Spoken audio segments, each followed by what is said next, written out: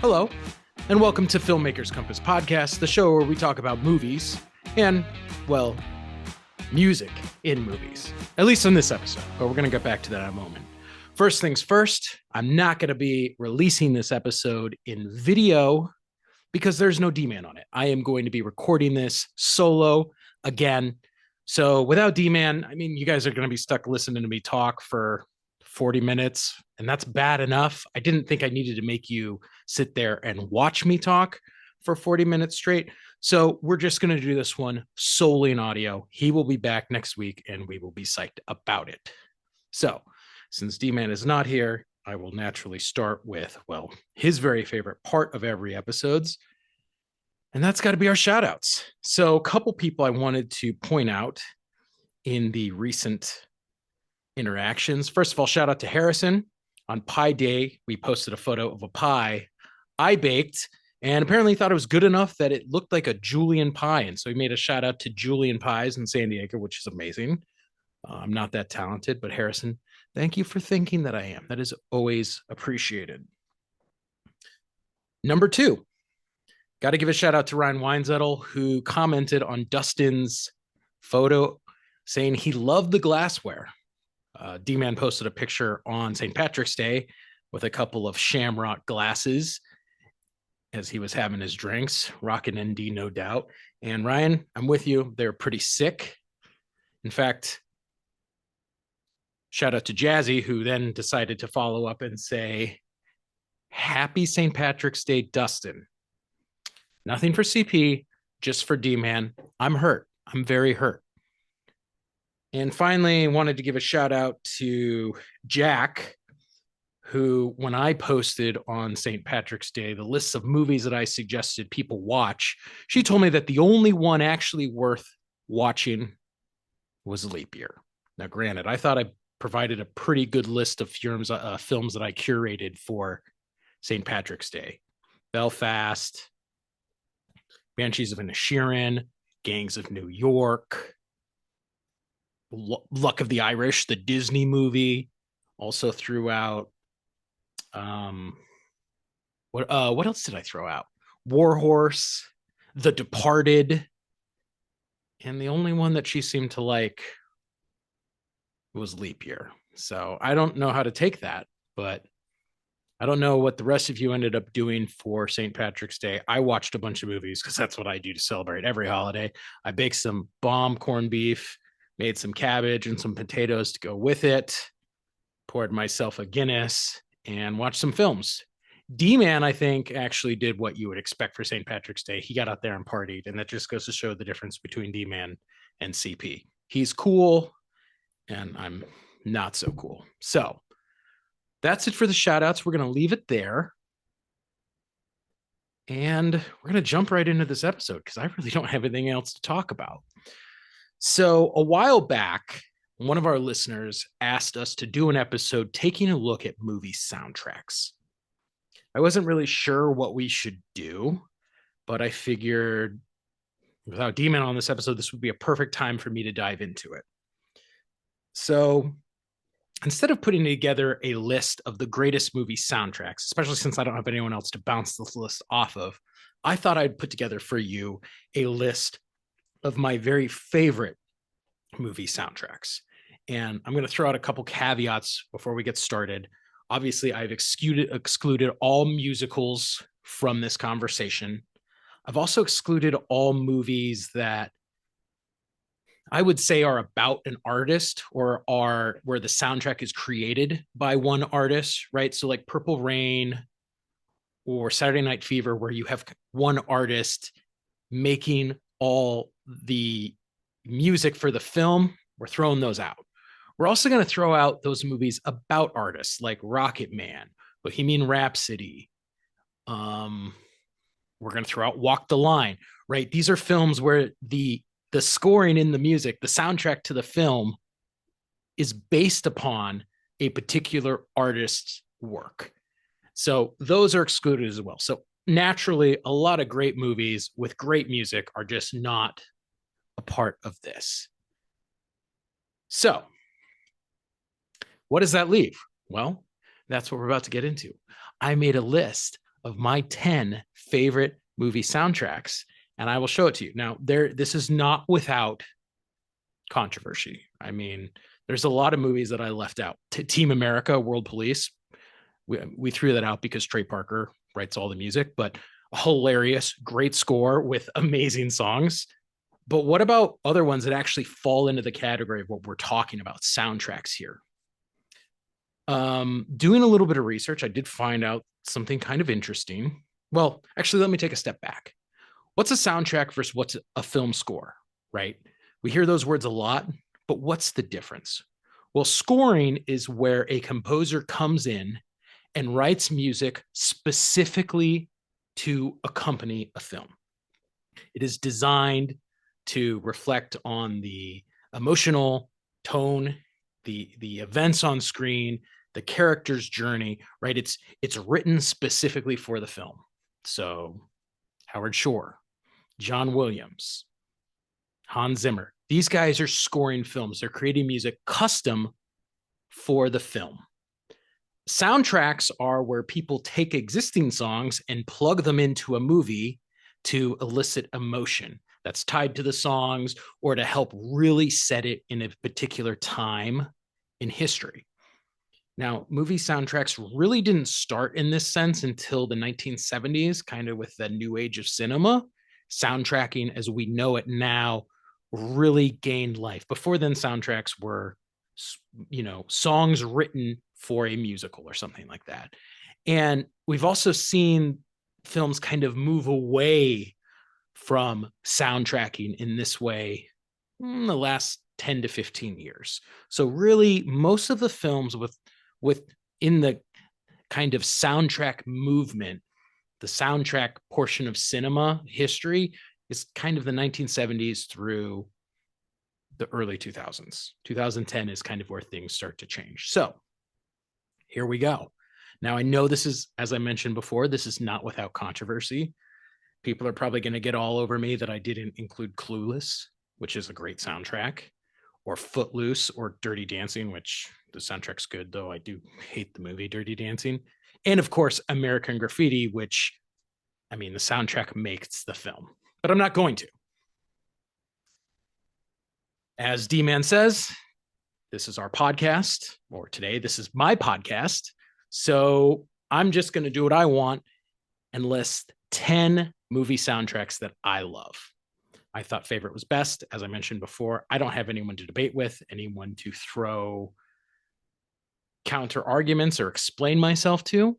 So let's just get into it. And I'll just list what I love. And if you think I'm wrong, then, well, you can tell me that I am wrong. So, number 10, Mean Girls from 2004, written by Tina Fey, directed by Mark Waters. If you've ever listened to anything that I've ever said, you know that I absolutely love Mean Girls. I think it is a brilliant movie in every way, and I honestly consider it pretty much perfect. And that's just because I can't find any flaws in it. It's funny, it's entertaining, and it holds up surprisingly well. And I think it did a great job of capturing life for teenagers in the early 2000s. The music is in line with the film's era. Everything is an early 2000s song. But what's really interesting about it is not entirely, but almost all the music featured in this movie is female artists. Pink, Beyonce, Missy Elliott, Peaches, Khalees, Christina Aguilera. And I think that the movie's emphasis on female artists in the soundtrack really helps to place us in the head of Katie Haring. After all, she's the hero, she's the narrator. We hear her thoughts throughout the movie. So why wouldn't we also hear the soundtrack that's in her head? And I think that's what Mark Waters is really trying to get at in the film. When you think about the movie, there's two songs that I think that really jump out to me as Mean Girls moments when I hear them. And the first is when we are introduced to the plastics. They're on the field and all the plastics come out, and Pass the Dutch by Missy Elliott plays. And we learn that evil takes human form in Regina George. I think it's brilliant. Every time I hear that song, I immediately think of the scene where she's carried out by all the guys in her gym class out to the field, and we see Gretchen get hit on the head with a football. It's brilliant. I love it. It's funny, and it reminds me of the movie every time I hear the song. The second one that always jumps out to me is when Katie goes to Chris Eisel's Halloween party and Operate by Peaches plays in the background. I love the scene. We see all the girls getting ready, and Katie explains to us via narration how in the regular world, Halloween is just an opportunity to wear lingerie and put animal ears on your head and go out in public. We also see her get sabotaged by Regina, which really sets the film in motion. So those are the two musical moments that always jump out to me. I don't know if you've seen the movie, but you should watch it if you haven't. Number 9, Night at the Roxbury from 1998. This is written by Chris Kattan and Will Ferrell. It's directed by John Fortenberry, and the music is amazing. In fact, if they had still had clubs that played 90s dance music like that, I would be in the club every single weekend. D-Man can attest to this, that there are great many car trips involving the two of us rocking out to the Night at the Roxbury soundtrack. Now, I don't know if it's truly a great one, but I love it. The song that I think we all remember is Hadaway's What Is Love. It's the anthem for the two Butabi brothers. And in fact, my favorite scene in the movie is when Doug crashes the wedding of Steve and objects to the marriage by playing What Is Love on the boombox over his head. He's standing across the pool. And I hope that someday, if I ever have to crash a wedding, I have the balls to do it that way. The soundtrack was actually certified gold in the United States, and it was certified platinum in Canada. And it's so 90s dance. It's insane. It's a lot of fun. And you can't hear the songs from that movie without thinking about that movie. And more importantly, like the Butabi brothers, nodding the head back and forth. Dun, dun, dun, dun, dun, dun, dun, dun, dun. Right? It's amazing and it's contagious. And we all love the skit that really on SNL inspired the film. And the film was just a 2-hour version of that skit. And whether you like it or not, doesn't matter. You gotta love the music and 90s synth pop. Okay. This one might be surprising to some folks. Number 8 for me is Starsky and Hutch from 2004. Now, this was directed by Todd Phillips, and this movie is essentially the 1970s in a bottle. Well, at least the fun part of the 70s, the Cold War, the energy crisis, the assassinations, all that stuff is not there. But the fun parts of the 70s are, and this movie captures the spirit of that so well. It helps set the stage with all these songs by Johnny Cash, Chicago, Bill Withers, and the Jackson 5. But I think the greatest musical moment in the film, and really the defining moment in the film for me, is when David Starsky, played by Ben Stiller, goes into the disco dance fight in the club. And Casey and the Sunshine Band plays That's the Way I Like It in the background.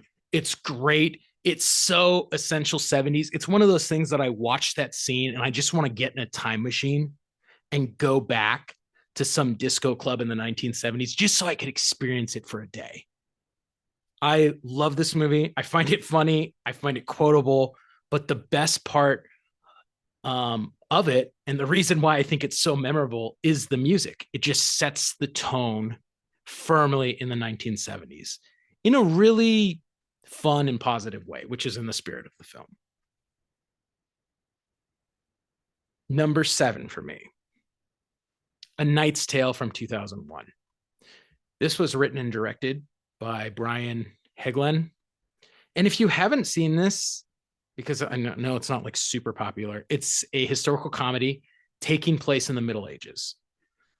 There's plenty of lines and scenes which are really playing with the audience and giving us inside jokes, especially pointing at modern times, present day, the turn of the century culture, when pop culture, when the film was released.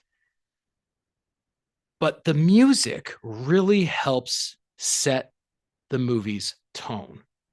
It's supposed to be a comedy. It's not supposed to be a serious drama from, about life in the Middle Ages. And the entire soundtrack is classic rock. And it's a phenomenal soundtrack, especially since I love classic rock. It features some of the greats, bands like Queen, Thin Lizzy, David Bowie, Eric Clapton, and AC/DC. So how can that not be amazing? Those are all, the best of the best. It did actually peak at 127 on the Billboard charts, and it was a certified gold album. Musically, I think that there are two moments that always stand out for me. The first one is at the very beginning of the film when they are at a medieval jousting match, and everyone in the audience is sitting there singing along to "We Will Rock You." I think it's very clever since this is something that modern day audiences do at sporting events. So when we watch all these peasants and lords and ladies in the Middle Ages singing along to the same song, we know that we're not really looking at a movie grounded in reality. It's a fun, comedic look at life in the Middle Ages.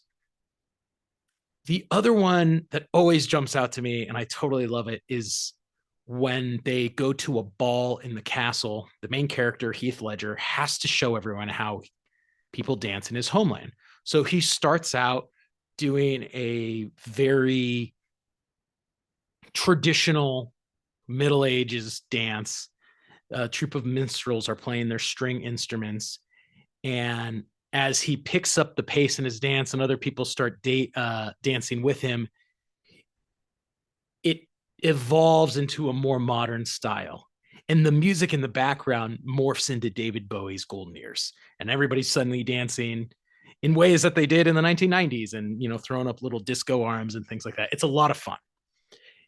But the music for me is essential in keeping the movie fresh and fun and integral to the tone. Without the classic rock soundtrack, it would read like a poorly made historical drama. But because of the tone of the music, letting us know that we're not actually watching something that's trying to truly take place in the past, we can have a good time with the characters and find what they do humorous and entertaining. Number 6, Can't Hardly Wait from 1998. This is written and directed by Deborah Kaplan and Harry Elfont. The soundtrack did peak at number 25 on the Billboard Top 200. And I totally love this movie. You know I love the 1990s. You know I love 1990s culture. And this movie captures it so well. It takes place at a graduation party if you haven't seen it. It oscillates, and the music in the movie oscillates between diegetic and non-diegetic music, but most of it is actually part of the scene, part of the world that the characters are in. It's playing in the background at the party, and they are listening to the same songs that we, the audience, are listening to. Now, Harper's Bazaar did do a list of their very favorite movie soundtracks, and they put this as number 7 as on the list of greatest movie soundtracks ever. So someone else seems to agree with me that it's a good soundtrack. I'd agree with them. There's this great line where they said, of course, you can't have a movie about the 1990s without the occasional Smash Mouth hit. And that's totally true. It's dripping in 1990s musical nostalgia. It has Smash Mouth, Sublime, Eve 6, Run DMC, Missy Elliott, and Third Eye Blind.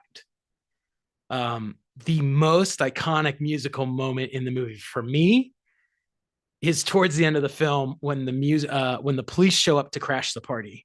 Right as the cop cars roll into the screen, it starts playing "Damn It" by Blink-182.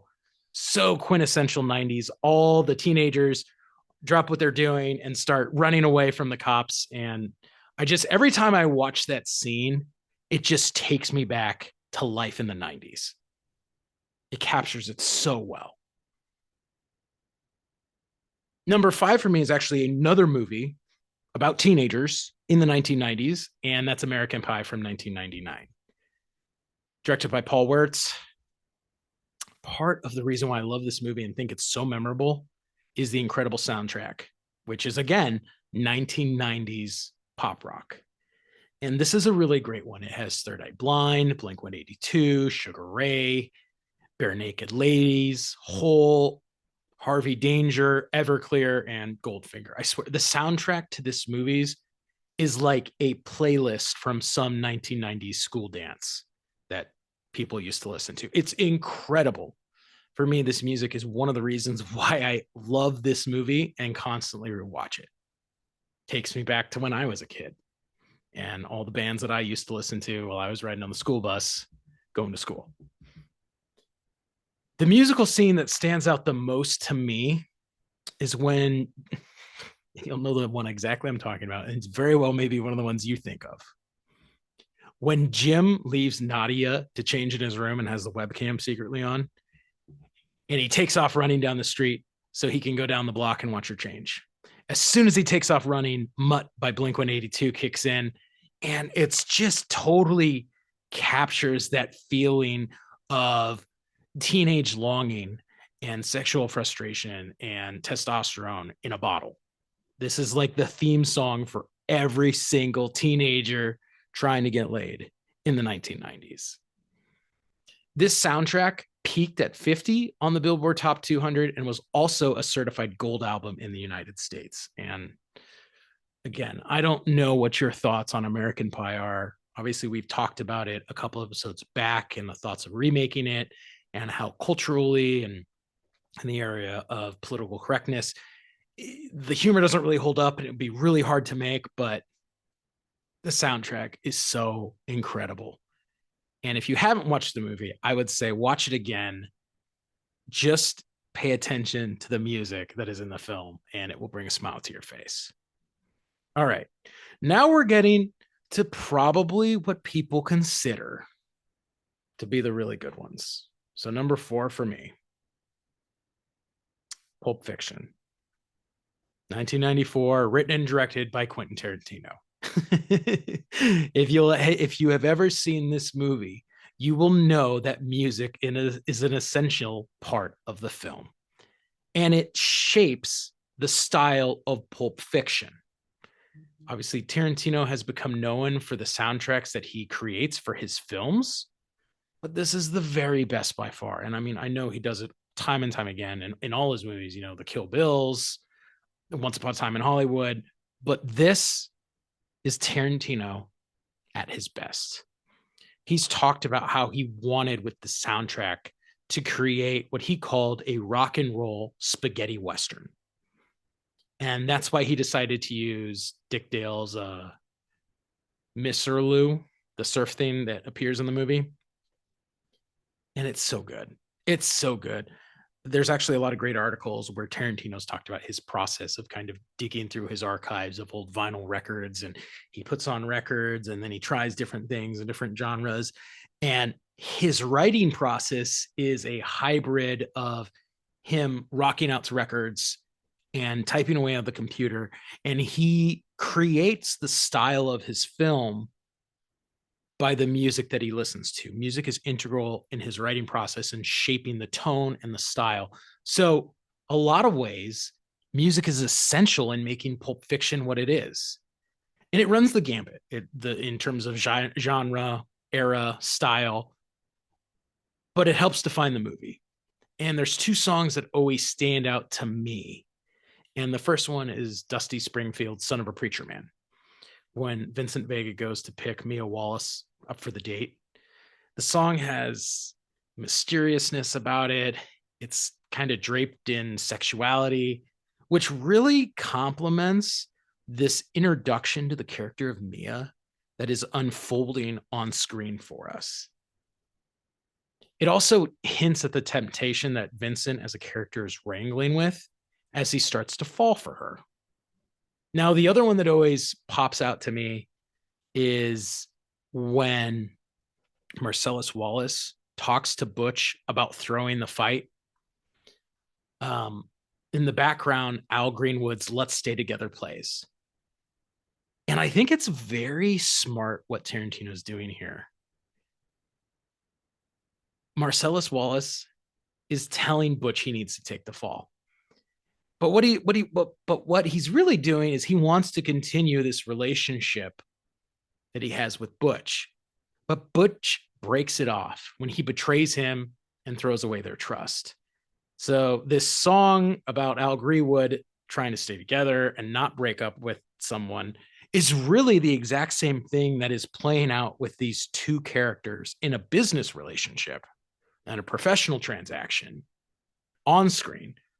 But the lyrics to the song are about a romantic relationship. So I think that Tarantino's really doing something very clever here. This soundtrack reached 21 on the Billboard Top 200s. And actually, when you look at it, it has been charting pretty much since the film came out. In 2020, it was the tops of the Australian charts, specifically for vinyl records. And in 2021, it actually reached number one on UK charts as the great for the number one soundtrack album. Now, Rolling Stone ranks this as the seventh greatest soundtrack of all time. In their review, they say that no one can draw out the veiled menace, camp absurdity, and sweat bead sexuality on a pop song like Quentin Tarantino does. His choice of music is the perfect complement or juxtaposition to what is happening on screen. And the man is a master. He really is. His use of music is part of the reason, I think, why his films have become so captivating, and more importantly, why they have become such a staple of culture, because he integrates the kind of audio music culture into the film that he's creating. So, I mean, obviously, I guess I could do a whole episode where I do nothing but talk about Tarantino, right? That's just the way it goes. So now we get into the tops here. Number 3 for me.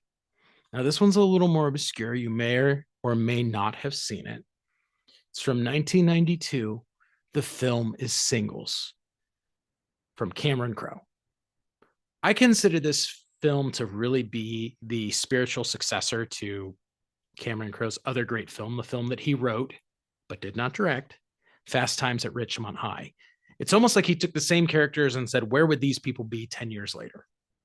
And that's what it's about. It's about a group of single people living in Seattle, trying to navigate young adulthood and relationships. And the movie's good, but the music is great. I mean, it's a movie set in Seattle in the 90s. So, what do you expect? It's a tribute to grunge rock. And I love it. It's amazing. And what's even cooler is Chris Cornell and Eddie Vedder both actually appear in the film.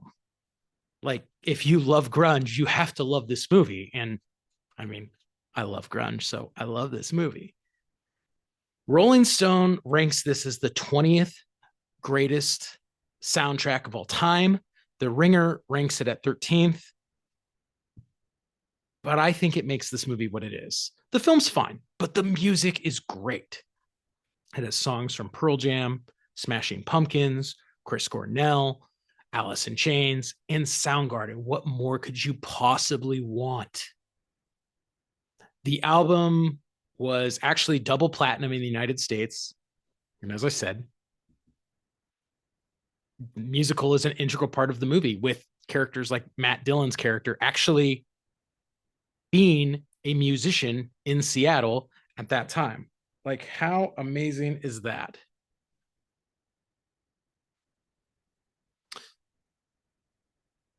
I think the song that really makes the film and takes the cake for me is Waiting for Somebody by Paul Westerberg.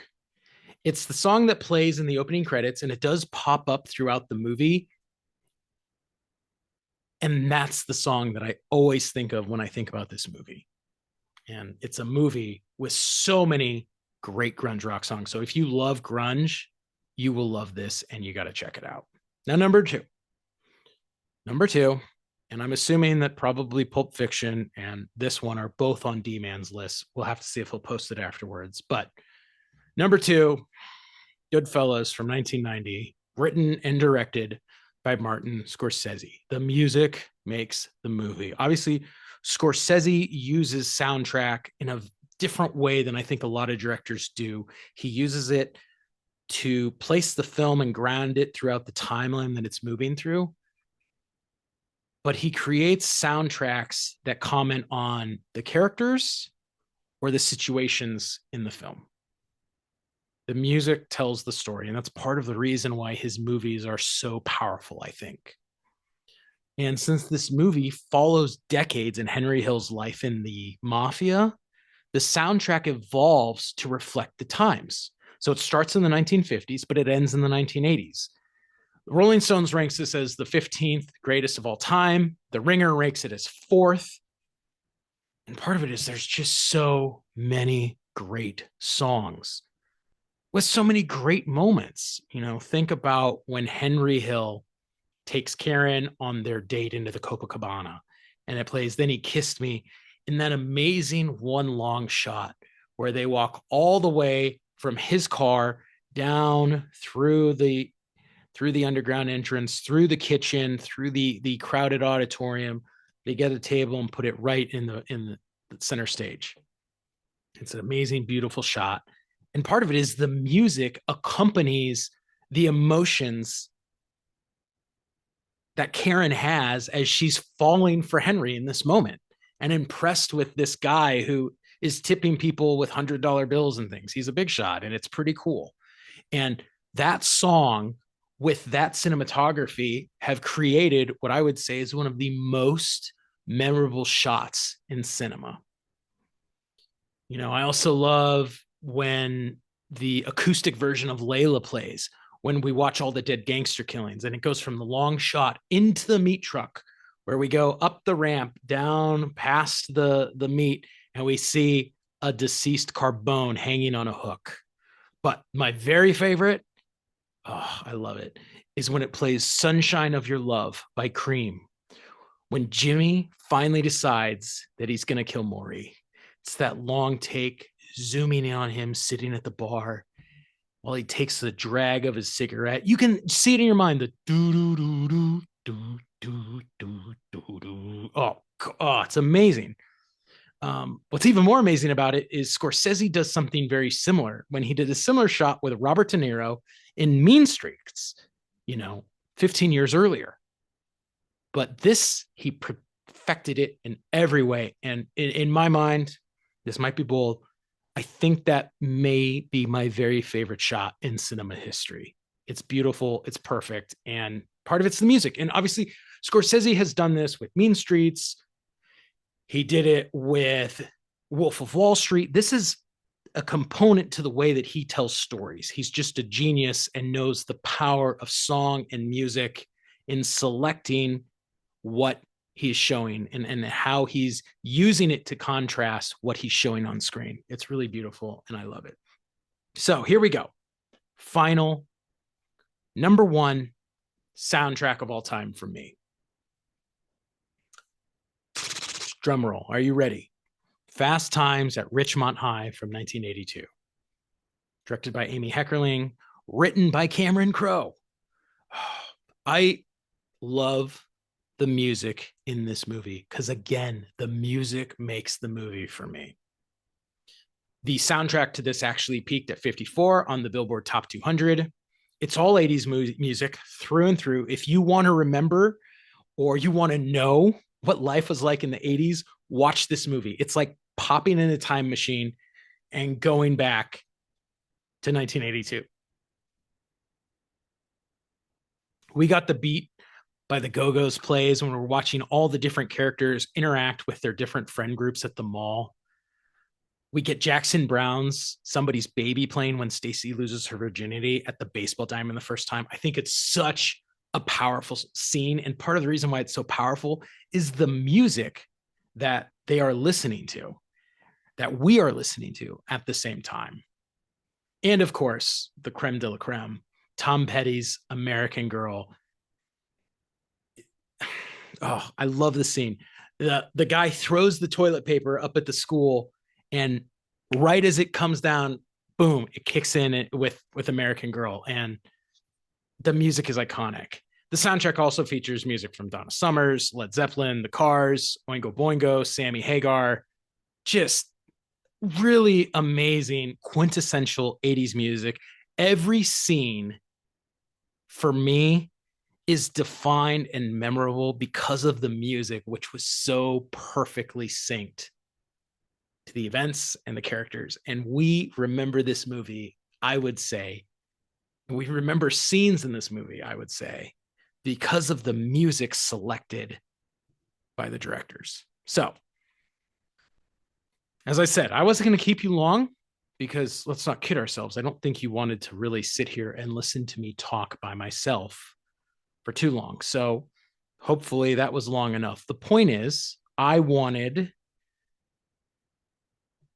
to address that request from our listener. These are what I think are some of my favorite movie soundtracks. So I don't know what your opinions are, but hit me up on social media and let us know what you think. Do you agree with me? Probably not. Am I wrong? Probably not. But you're allowed to, try and prove a case to me if you'd like to. I got 10. What do you think's not on the list that should be? What do you think I forgot? And what do you personally really love? What are the movies that you love because you think that the movie makes them? Tell me, hit me up. So, as D-Man would say, that's it. It's going to bring us to the end of this episode. Make sure you check out our website, filmmakerscompass.com. All our episodes are listed there. You can also connect with us on social. You can follow our show at Film Comp Podcast. You can follow D-Man at Big Kid D-Man. And you can follow me at NDCal5. This is all I got for you, folks. Let me know what you thought of this episode. Let me know what you thought about my solo performance here. And reach out to D-Man and beg him to come back next week so you don't have to suffer through another one of these CP solo episodes. Thanks for listening. Hope to see you back here next week. And in the meantime, keep watching movies.